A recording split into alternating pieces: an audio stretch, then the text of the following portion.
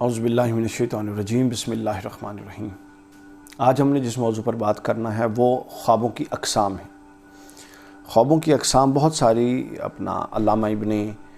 سیرین علیہ رحمہ نے اور دیگر جو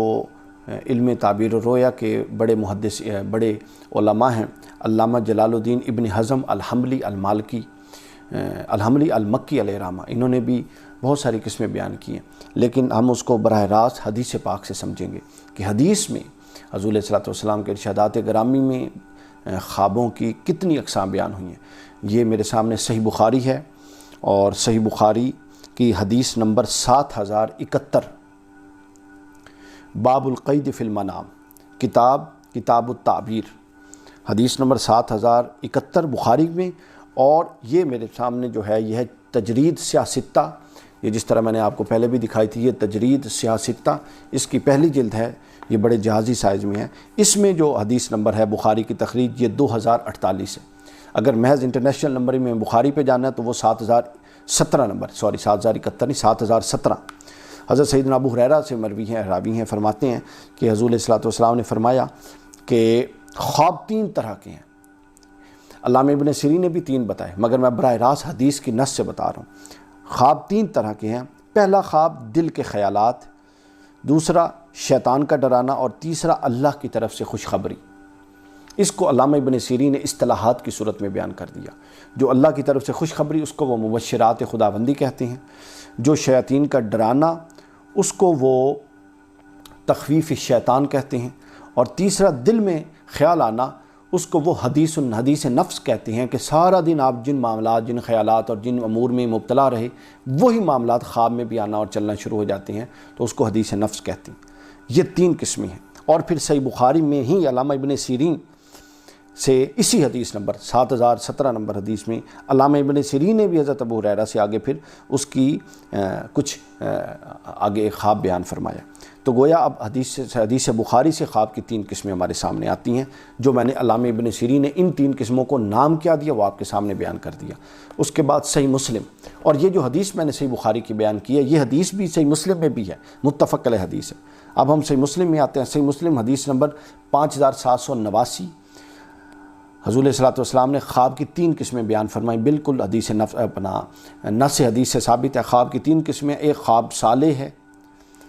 دوسرا اور صالح اللہ کی طرف سے ہے اور یہ بشارت ہے، دوسرا غمگین کرنے والا خواب ہے، یہ شیطان کی طرف سے ہے، تخویف شیطان جس کو ابن سیرین کہتے ہیں، اور تیسرا وہ خواب ہے جو انسان کے خیالات اور خواہشات کا عکس ہے، جو سارا دن وہ دیکھتا ہے، وہی خواب کی صورت میں آتا ہے۔ یہ تیسری صورت ہے۔ یہ صحیح مسلم حدیث نمبر 5789۔ پھر اسی طرح صحیح مسلم حدیث نمبر 5790 میں بھی ہے، حضرت ابو ہریرہ مروی ہیں، اس میں بھی اس کی ایک قسم کا خواب کی ایک قسم اس میں آئی ہے۔ یعنی کل یہ 3 ہیں عمومی طور پہ جو حدیث میں آئی ہیں، اس میں سے ایک پھر مختلف حدیث میں بیان ہوئی۔ اس کے بعد آگے ہم چلتے ہیں۔ اس کے بعد ترمذی کو لے لیجئے۔ امام ترمذی نے، یہ ترمذی میرے پاس سامنے پڑی ہے، اس میں حدیث نمبر 2280 امام ترمذی نے بیان کی، اور تحفۃ الاشراف میں یہی حدیث 14496 نمبر میں موجود ہے۔ اور یہ جو میرے سامنے ہے تجرید سیاستہ، اس میں اس کی جو حدیث ہے مقررات ہٹا کے یہ ترمذی کی حدیث نمبر 940 ہے۔ حضرت ابو ہریرہ بیان فرماتے ہیں کہ حضور صلی اللہ علیہ وسلم نے فرمایا خواب 3 قسموں پر، براہ راست نص حدیث ہے، قال رسول اللہ صلی اللہ علیہ وسلم الرؤیا ثلاثۃ، خواب 3 قسموں پر ہے۔ آپ نے بیان فرمایا کہ پہلا خواب جو سچا ہوتا ہے، دوسرا خواب آدمی جو کچھ سوچتا ہے وہی خواب میں دیکھتا ہے، اور تیسرا خواب ایسا جو شیطان کی طرف سے ہوتا ہے اور غم اور صدمہ کا باعث ہے۔ اس کے بعد اگلی جس حدیث کی کتاب میں یہ اسی کی اقسام بیان ہوئی ہیں، خوابوں کی اقسام، وہ ہے ابن ماجہ،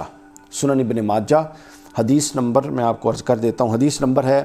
3906، اور تجرید سیاستہ جس میں مقررات ہٹا کے یہ بنائی گئی ہے، اس کی تیسری جلد میں ہے حدیث نمبر 901۔ تو ابن ماجہ کی حدیث ہے، حضرت سیدنا ابو ہریرہ سے مروی، حضور نے فرمایا خواب 3 طرح کا ہوتا ہے۔ اسی طرح قال رسول اللہ صلی اللہ علیہ وسلم قال الرؤیا ثلاثۃ فبشرا من اللہ وحدیث النفس وتخویف من الشیطان۔ جو علامہ ابن سیرین نے بخاری مسلم کی حدیث سے 3 اصطلاحات لی تھیں، اب یہ بھی یہاں پہ ہمیں ابن ماجہ شریف کی حدیث سے پتہ لگ گیا کہ وہ اصطلاحات بھی علامہ ابن سیرین کی اپنی نہیں تھی، بلکہ وہ بھی حضور اسلام نے حدیث کے اندر ارشاد فرما دی، جو کہ صحیح سنن ابن ماجہ کی حدیث ہے، کہ فرما دیا کہ 3 قسم کے خواب ہیں، ایک وہ جو مبشرات ہیں، اللہ کی طرف سے بشارتیں، دوسرے وہ جو خیالی باتیں ہیں جو سارا دن ذہن میں رہتی ہیں، تیسرا وہ جس سے شیطان ڈراتا ہے، جس کو تخفیف شیطان کہا گیا۔ یہی حدیث سنن دارمی میں بھی ہے، حدیث نمبر 2089 2189، اور یہی حدیث ترمذی میں ہے 2270، اور یہی حدیث جو ہے وہ